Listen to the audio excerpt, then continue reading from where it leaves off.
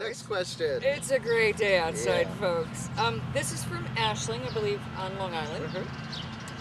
She'd like to know, please explain what a soulmate is and what to be careful for when you're casting for one. Should you cast for one?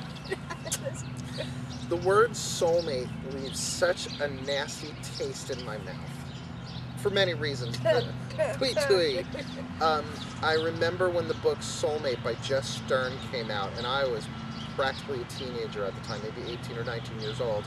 And I was just so excited. Oh, I have a soulmate out there, and I want my soulmate, and I want my soulmate. And I cast for a soulmate. What I got was relationship after relationship that brutalized me. Oh. Because the term in and of itself is flawed.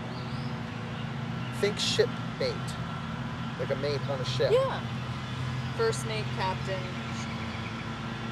Everybody emanates from the collective soul, so everyone is your soul mate.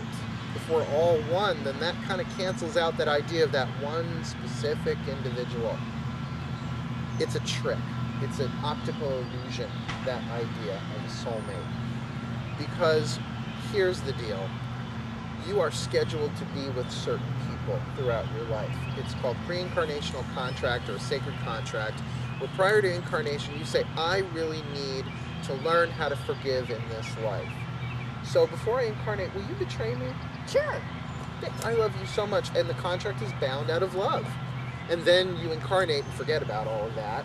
20, 30 years later, oh, I met my soulmate, and they stab you in the back as hard as they can. Now, you thought you wanted a soulmate consciously so that you would have that perfect mate and you would never be lonely again. In other words, you're casting for an end.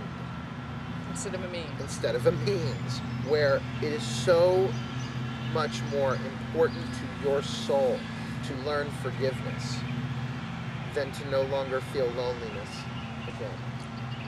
Where there's a way to no longer feel lonely again, but that has nothing to do with another person. That has to do with your connection to the divine. And I know nothing drives me into my connection to the divine than a relationship that, from my point of view, appears to have gone wrong. I think, oh God, why? Why? And they go, because this is what you wanted. The first person you talk to.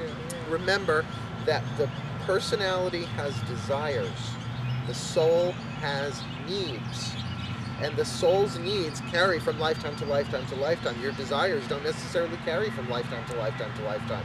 Oh, in another life I wanted a chariot. Now I want a car. I'll still take. Do I get the horses with the chariot? Right? And from day to day our desires change in that way, and there's nothing wrong with that. That's evolution in and of itself. But to understand that when it comes to a personality desire or a soul's need, the soul wins. And the soul needs, for instance, endurance, forgiveness, healing, evolution, growth, enlightenment, understanding. So then what should you cast for? I think I would definitely change the concept of soulmate and drop that word altogether. Okay. Because it really connotates there's one person, a soulmate. And therefore, if the person comes and goes, you're screwed. And I've seen this happen, where someone has met their soulmate and then the person dies. And then for the rest of their lives, they are bound to that relationship to honor it because it was my soulmate and I can never have that kind of love again. What you've just done is cut yourself off from more lessons. I have to wonder, and on a larger, more celebrity level, I have to really wonder if that was sort of like not Paul and Linda McCartney. And not saying that he's not in a nice relationship now, but there seemed to have been a real soul connection there between the two individuals. But now here's the thing. If somebody comes into your life and tortures you, that's a soul connection. If they torture you and make you look at and grow and heal, that's a soul connection. Just because it feels good doesn't mean that's the only way that souls connect. Maybe what Ashling is talking about maybe is more of a twin soul. The sort of I think I have just as much issue with that term too. Or I think there are some relationships where, and maybe the term isn't there yet, but where there is more of the means of a sharing of individuals of like minds, and in a sort of a deeper and intimate on a sexual level, not just as a friendship level. I think that it depends on how you look at it, that the means are there for every relationship you have, down to the person standing next to you in Starbucks. Right. From the most casual to the most intimate, including sexual intimacy. You're going to learn and grow, but the speed at which you do that has to do with how you view it and what you do with it. So I think that, yes, you are scheduled to meet certain people along the way. Those are what's called fate. You know, you were fated. Amy and I were fated to meet each other. But a destiny grew out of that fate due to our choices of how to deal with one another, of how we see each other, about the boundaries that, the boundaries that we had when we first met were very much about respect, and we were working together. But boy, did that grow deeper. We were fated to meet, and if you want to call any two people soulmates, Amy and I are soulmates, but we've never seen each other naked.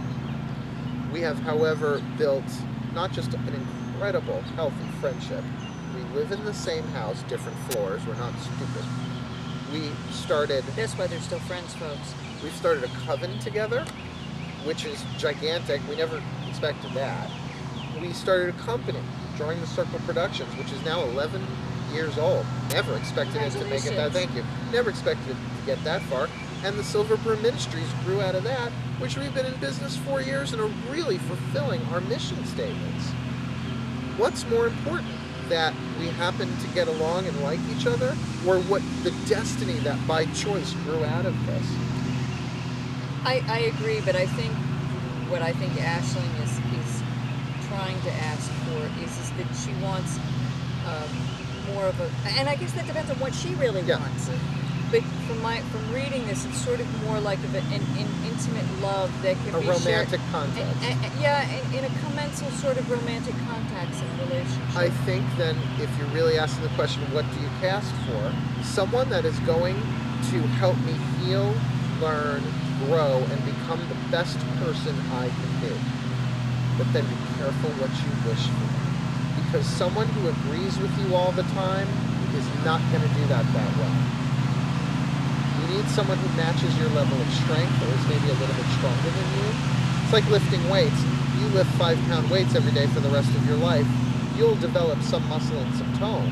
But you up that to 20 pounds, right, you are going to develop bigger, faster. Or increase your rep. And that's definitely an odd metaphor to work with there. I think it depends on how much wisdom you're really into. If you're just looking for someone to make you feel better, try Jack Daniels. You know?